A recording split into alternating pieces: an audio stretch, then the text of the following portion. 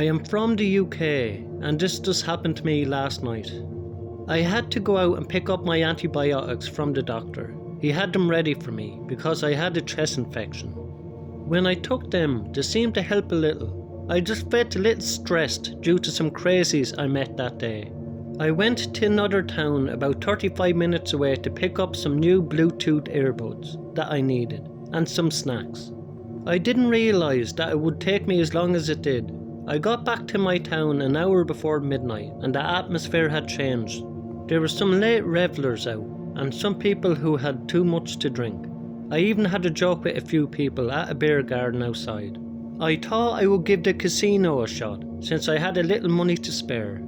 This casino is in the city area. After talking to the guy who knows me there, I won 7 or 8 £5 jackpots, which was great. I won my new earbud money back.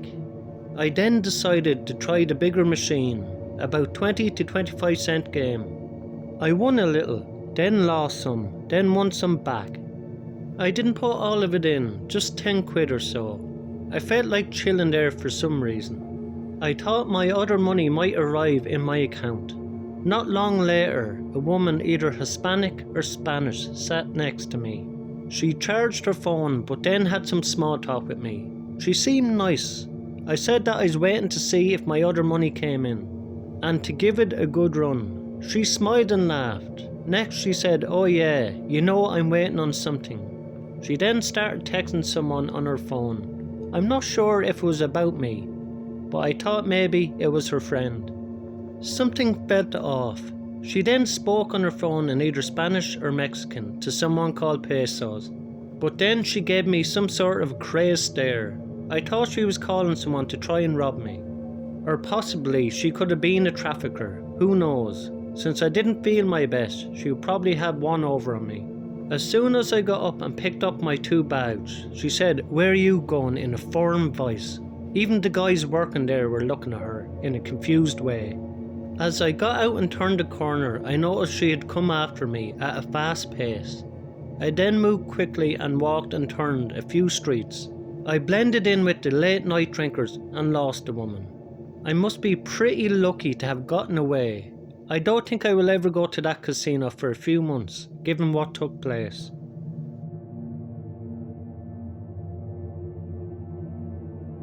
My name is Angie, and I'm going to tell you about a strange thing that has been happening for the last couple of years. I live in a small city, so nothing really happens around here. Maybe one big thing happens every few years or so, but that's about it. When I was 11 years old, my parents decided to take me and my sister to a Star Trek convention. I asked them, could I bring my best friend, and they said yes, so I brought my best friend Parker. When my parents brought him home, his parents started chatting with mine. It was dark outside and only the moon was out. Parker and I went back to his house. I should mention that he has no fence and neither did his neighbours, so we could see all their backyards. Parker got a bad feeling and got scared.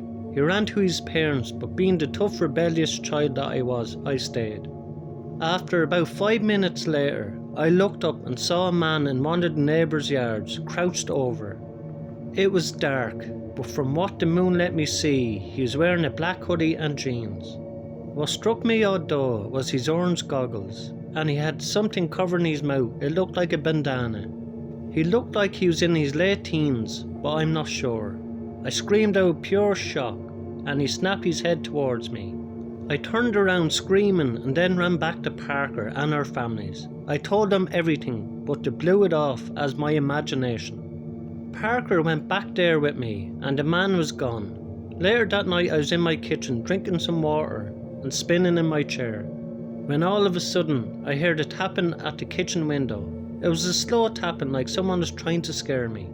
I looked at the window and took off running to my parents' room. I stayed there until they made me go to bed, which at the time I shared with my sister. She's 2 years younger. It was around midnight and I just couldn't sleep. My bed's right next to the window of the room, so I decided to look out.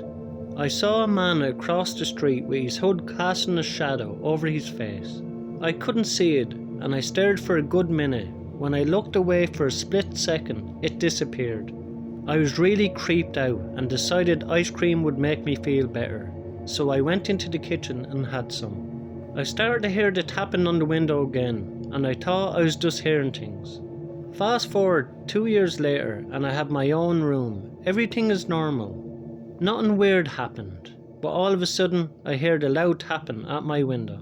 I looked to check if anyone was there. This went on for at least 3 months. I looked out my window and saw the same man with the orange goggles looking at me. I calmly walked into the kitchen and asked my mom to help me with my homework. I tried to forget what I saw. Mom was helping me out with the homework, and I got a strange feeling. I looked out the window and saw the man again, but this time he ran off after I noticed him.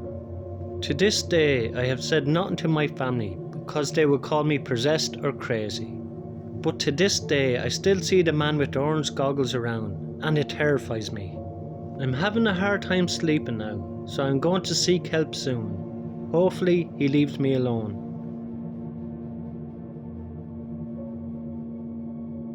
I am from the UK, and this happened to me back in 2015. It was one night during the early hours of the morning. It was about 2 AM. I decided to get some cash from an ATM in my supermarket, which is about 10 to 15 minutes away. I was making my way down there, and it was a quiet night. Some house lights were on, and there were people drinking or probably having a late night snack. I would have to arrive 2 or 3 street blocks before I arrived at the supermarket. When I got to the ATM, I saw 4 or 5 guys all acting weird. At first I thought they were just doing some stupid things. Then I pulled out my card to withdraw some cash. One of the guys walked over to me. He was tall with a grey top, and he was quite built with dark hair. He said, "Don't look at me." I said, "What? I don't even know you. I'm just doing my thing over here, and then I'm gone." Then he said, "Don't effing look at me." His friends laughed, and one of the other guys said, "Yeah, what are you doing?" "You heard him. He said don't look at him." There was 3 others. The other one I remember had ginger hair and a beard, and the other 2 I can't remember. I quickly got my cash and walked away at a fast pace. At the back of the store there was an alley and a footpath that led back to my housing estate in the cul-de-sac. When I got out there, they came after me. The first 2 I encountered said, "What are you saying, motherfucker? Give me your stuff." Then his friends started laughing. Then I saw one of them pull out what looked like a long blade. I did carry a rolling pin for protection though. This is taking a rolling pin to a knife fight. What are the odds, right? I bolted fast through the alley and had to decide between garages or someone's garden to hide in. I chose the front garden covered by trees and bushes, and also a garden chair and a canopy, so I felt somewhat safe. Then I heard one of them say, "Yo, where did he go?" The other one said, "You check in the garages, I'll check the roads." I found it sort of amusing as they searched the garages. Then they said, "Yo, he's gone. I'm going to F him up when I see him." I got out and ran as fast as I could down the side road, and I heard one of them say, "There he is." There was a small pursuit leading through the main road and some other houses. As I jumped fences and ran into another alley, they lost me. And I made it to the next town about 25 minutes away. I was thinking of letting the cops know in case I run into them again. I felt stupid and thought the cops would probably ask me why I was out there so late. I grabbed some snacks and some drinks since I needed to refuel my energy. I got a taxi and had quite a conversation about how lucky I was. More than likely I would have been robbed or beaten, or maybe worse. I don't go out Saturdays anymore, and I go to the supermarket during the day. And for that gang, I hope I don't encounter them again.